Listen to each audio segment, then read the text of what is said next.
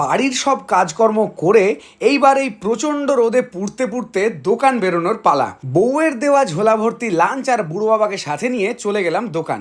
আর গিয়েই পিতু ঘর টর পরিষ্কার করে দিল, আর আমি ধূপকাঠি নিয়ে বসে পড়লাম, কারণ এখন ধূপ দেখাতে হবে। আগের কাজ আগে করে নেওয়াই ভালো, কারণ এক্ষুনি কাস্টমার দাদারা চলে আসবেন, তখন আবার হুড়োহুড়ি পড়ে যাবে। তো যাই হোক, ধূপ টুপ দেখিয়ে প্রথম হাফের কাজ করে পেটে একটু টান পড়তেই লাঞ্চ নিয়ে বসে পড়লাম। কোনো রকমের তড়িঘড়ি করে লাঞ্চটা করে নিতেই আবার শুরু হয়ে গেল কাজ।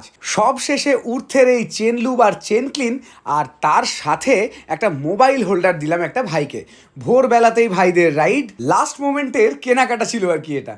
এবার আমি আর পিতু দুজনা মিলে দোকানটা গুছিয়ে ঠাকুরকে প্রণাম টনাম করে বাড়ি যাব, কারণ যথেষ্টই দেরি হয়েছে আজকে। পেটে প্রচণ্ড খিদে, কোনো রকমে বাড়ি যেতে পারলে হয় আর কি।